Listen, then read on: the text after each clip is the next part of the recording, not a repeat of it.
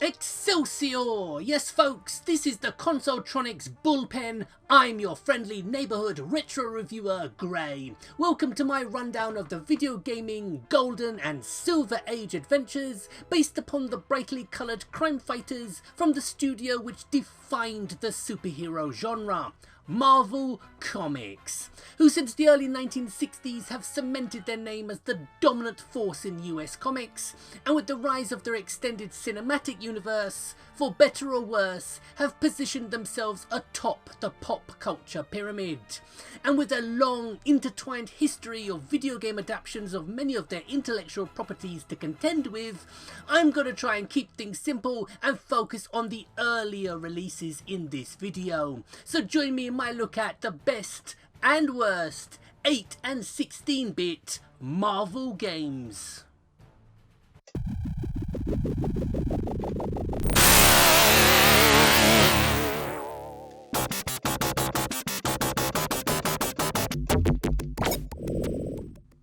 It's hard to believe now, but only a few short years after the release of this Sega Mega Drive exclusive side-scroller in 1993, Marvel nearly went out of business, with reports circulating at the time that they might be bought out by longtime arch-nemesis DC Comics, or even the king of pop himself, Michael Jackson.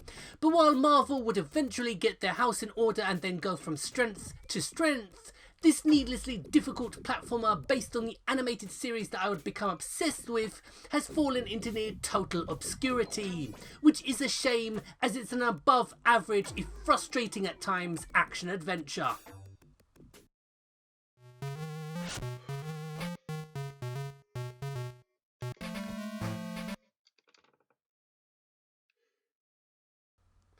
As someone who grew up reading British comics like 2000 AD, Eagle and Tiger and Scream, I didn't really care all that much for clean-cut, square-jawed superheroes. The odd time I did get an issue of the Marvel UK reprints of Spider-Man, I was more interested in the Zoids backup strip. But while the Webhead's print adventures have largely passed me by, I've always kept an eye out for his video game appearances, because I played the webbing off of Sega's Master System port of their arcade hit, and you know what? It still holds up, so try it.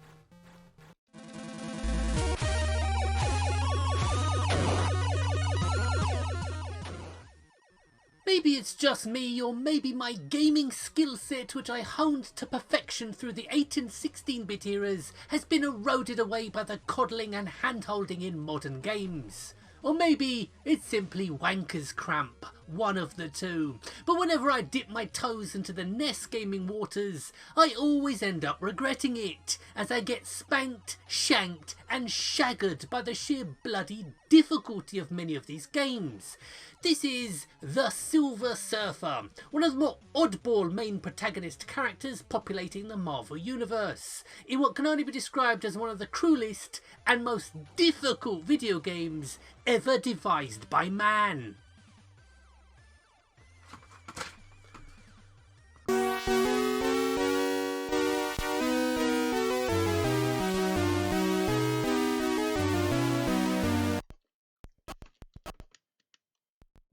And we rejoined the students from Professor X's School for Gifted Youngsters in an obscure, and I think US exclusive, Commodore 64 outing, which isn't the oldest X-Men game either, but you couldn't pay me enough to replay X-Men on the NES.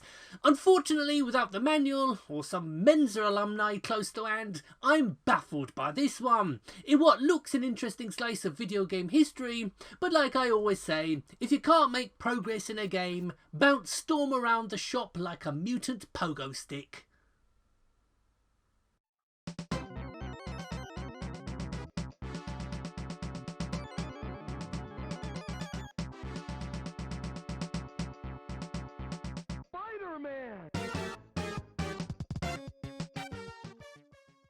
With there being more Spider-Man video games knocking about than there are stars in the sky, it was inevitable that one or two would get lost in the process.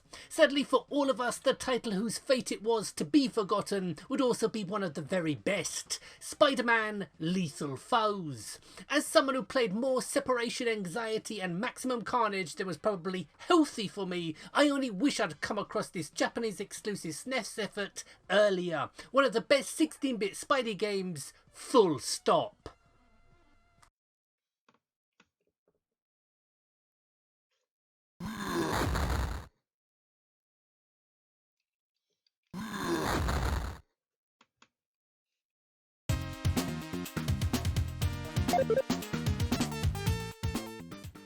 Don't make me angry, Incredible Hulk on the Sega Mega Drive. You wouldn't like me when I'm angry. And trust me, few games give me the hump quite like this one. Control your jolly green giant through tedious and repetitive levels, battering identical adversaries and green galoots with too much health. And you have one of the worst beat-em-ups on both the Mega Drive and the SNES. A shocking waste of a license. Avoid. Surprise! It's Marvel's all but forgotten foul-mouthed funny animal. No, not Duckman. It's Howard the Duck. One of Marvel's more popular characters in the 1970s, before the novelty wore off and all the goodwill and cult appeal the character had accrued were spat on by the infamously bad 1986 Lucasfilm-produced live-action outing. But what of the game? Howard the Duck Adventure on Volcano Island for the Commodore 64 and Spectrum. Surely it can't be as bad as the film on which it was based? Well, no it isn't. But it gives it a bloody good go though.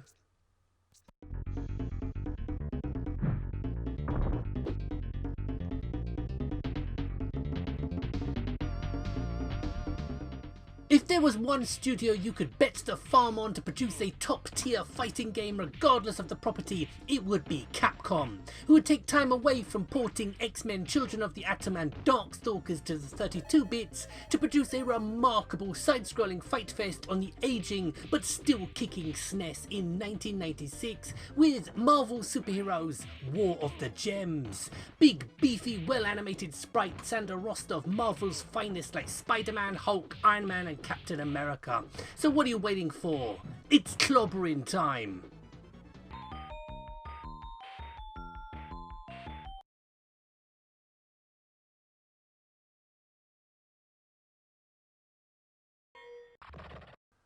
I was raised to believe if you can't say something nice, don't say anything at all. But as that would make a rather boring entry in this list, I'll show my lack of breeding and just say that Spider-Man and Captain America in Doctor Doom's Revenge is a load of old honk.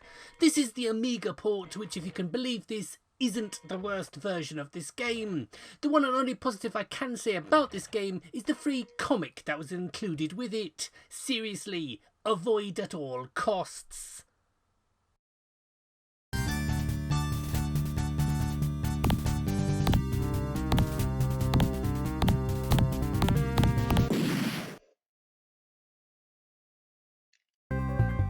After playing utter tripe like Doctor Doom's Revenge, I suddenly have an uncontrollable urge to kick in the heads of a bunch of poorly dressed street thugs. Luckily our friends at Capcom have just the tonic I need, with everybody's favourite no-nonsense anti-hero Frank Castle, aka The Punisher, and his one-man war on crime. Based on Capcom's 1993 arcade and ported exclusively to the Mega Drive in '94, this has always ranked highly with me and my beat-em-up tastes. Yes, it's missing a lot of the oomph that the arcade had, but it's still a competent and capable beat-em-up classic. I'm kinda moving the goalpost a little by including this one, as it's not 8-bit, more like 1-bit. Or half-bit, but this is Spider-Man for the Atari 2600, which I came across when looking for some early releases to include, and curiosity got the best of me. But admit it, if I told you that this was the video game adaptation of Marcel Proust's In Search of Lost Time, you wouldn't be able to tell the difference. The Avengers!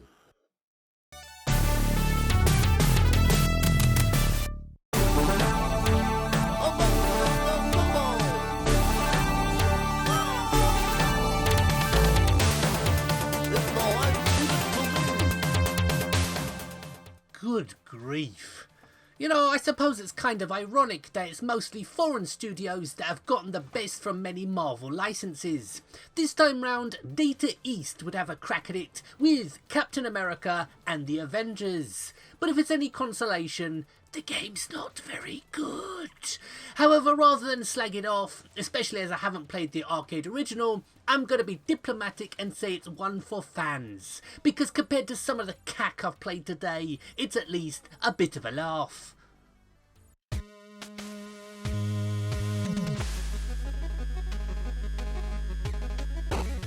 I may be digging my heels in and point blank refusing to show off X-Men on the NES, so let's look at the next best thing, Wolverine's first foray in a self-titled video game for the 8-bit Nintendo.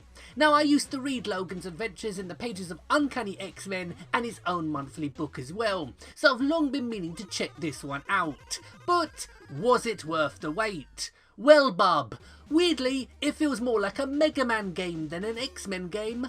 Minus the quality, of course. Instead, it's just a fiddly, annoying waste of time and money, which actually punishes the player for using Wolvie's claws. Unforgivable. Wolverine.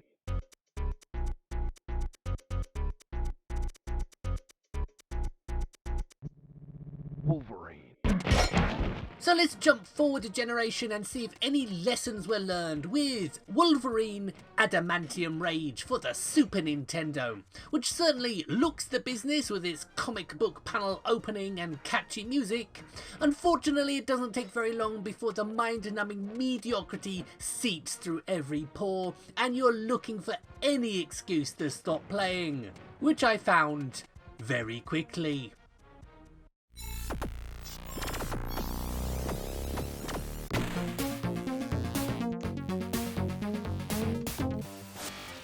Keeping the Wolverine theme going, I thought I'd bookend this video with another Mega Drive exclusive X-Men game, the almost never discussed sequel, X-Men 2 Clone Wars from 1995. While the SNES in the mid-90s was getting better with age, the Mega Drive at this time was really floundering. But at least this time around, X-Men 2 is a lot less forgiving with its difficulty. Well, a little more. Okay, so it's harder than Colossus's Stiffy, but it's fun, playable and addictive, and you even get to control Magneto. Top stuff.